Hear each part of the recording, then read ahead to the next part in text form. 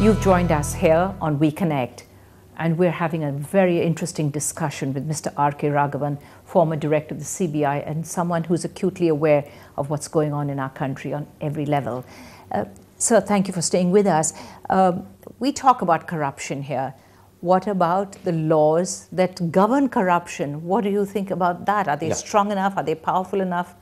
Are they actually being used the way they should be? Yeah, you're right. I think you're on the right track. I mean, in a discussion, corruption, you have to inevitably consider what the law says.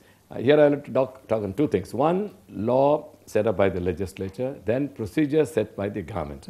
These both are essentially relevant.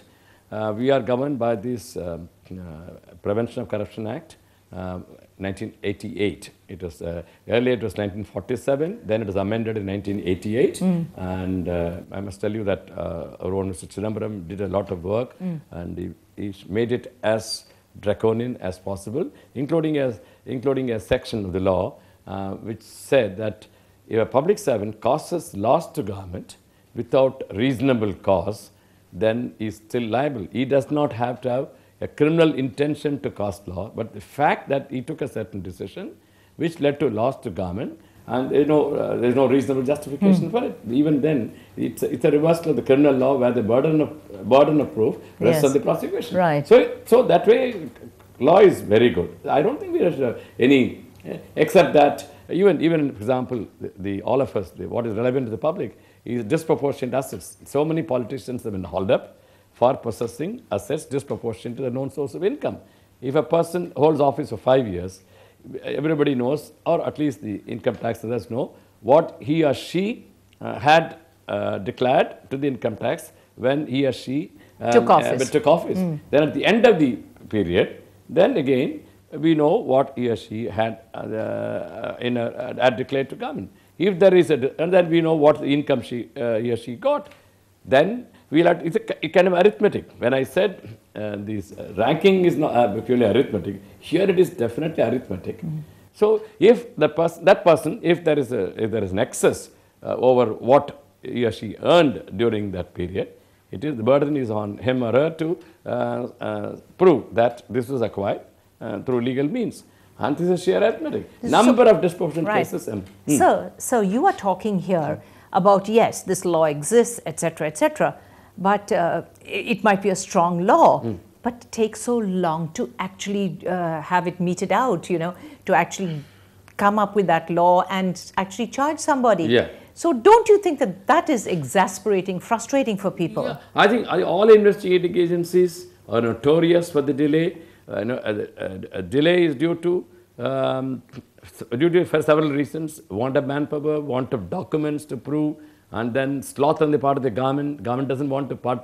Several departments do not want to part with documents which the CBI or the State Vigilance wants. As a result, then once it goes to court, there is a series of formalities under the CRPC. Right. So all these contribute. So, sir, what's the excuse for us to be even optimistic then? Yeah. No, the point is, the present Chief Justice is doing lots of things to cut down delay, especially in case of corruption. You want fast-track courts, day-to-day trial, all these have been thought of.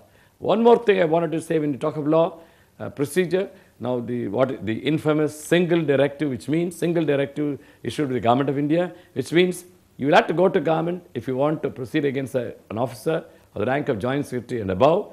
You must get permission before you even start a preliminary inquiry. This is the worst thing that has happened. Yes. It had been struck down by the Supreme Court. Then the government in 2004, they brought it back, introduced it in the CVC Act, it's law, and again it has been referred to the Supreme Court. I'm hoping Supreme Court will strike it down, which will definitely make things faster. Right. Now, in some countries, they have what they call the 3 Cs, the Crime and Corruption Commission, which is made up of people who are not at all involved with the government. Do you think that there's ever a chance that we can have something like that in our country, which may or may not solve what we're talking about here? I know, this nexus is very strong. Crime, politics and corruption. We have already they've given an head count of how many MPs, MLAs, who have a criminal background, they are in parliament or legislature. So there is this nexus, and we used to have a meeting once in a while years ago on the basis of a Supreme Court judgment. that the top investigating agencies should come together, exchange information to find out how crime affects enforcement. And this has become a ritual, but I don't think much has come out recently. Certain action taken by Enforcement Directorate have come to question. So unless the IB, CBI and Enforcement Director sit together and exchange information, this crime, politics and corruption excess will continue to exist. Right. What about the role of the press these days? The press is far more vibrant. What would you think about that? Yeah, What's your opinion? I laud the press. I salute the press, including the, both the print and the visual media.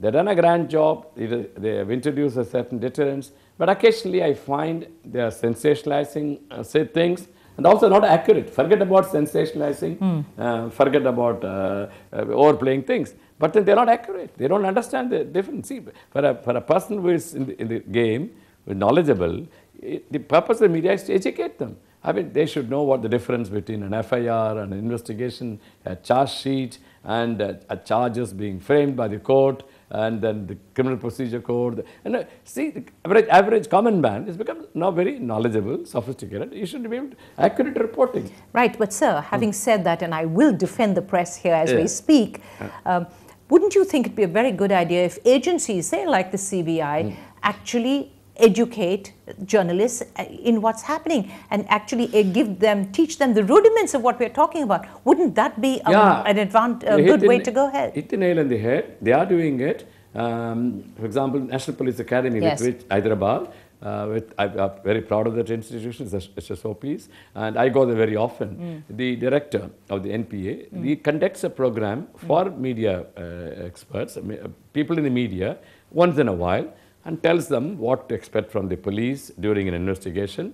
And some members, distinguished members of the media, get invited to speak to the IPS probationers and senior IPS officers. So there is a lot more exchange, interaction between the media and police than before. And then some of the officers get into great problem, unable to cope with the demands of the press. They don't talk well. First of all, they should be articulate. Absolutely. I mean, for articulation, then transparency. And you should know what to give and what not to give during a crucial investigation. Some officers, they're overawed, or they just don't know what to speak. Some officers, even the Arushi case, one DIG, IGP got into difficulty, although what you were saying was tremendous sense. He was speaking the truth. Ultimately, events have proved him right. But at that time, when he made an insensitive reference to the parents of this girl, he was hounded.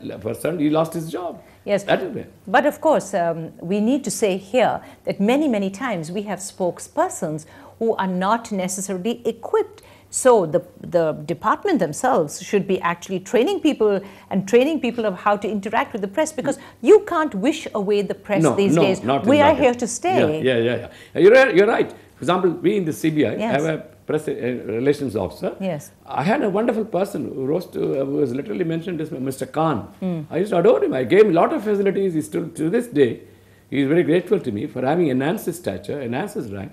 I mean, he did very well. Now we have a lady with the spokesperson for that. You need to have a spokesperson, professionally trained, and who should be transparent. There's no point in hiding everything under bushel. You can do absolutely. it. Yes. So, and of course, you yourself, very quickly, as we come to the end of this very interesting discussion, have been very involved with the security and other things.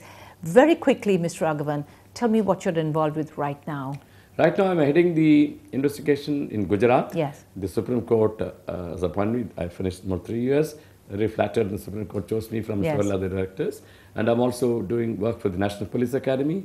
I'm also in the private sector, helping some IT companies to reorganize their security. That way, life has been very rich, fulfilling. And I don't feel I'm old. I'm going to be 70 next week. I can't believe I'm... But anyway, I think you're doing a fantastic job. You have done it over the years. And please continue to do that, sir, because I think we need a lot more people like this who are trying to just, improve the system, because all we can do is looking forward. Hopefully our next generation will not have to go through and face the maladies that we've had. Thank you very much. Mr. Raghavan, thank you very much indeed. Well, that's all we have time for here on WeConnect. Don't forget to keep watching us every single Friday at 9:30. And until the next time, you take care. Bye for now.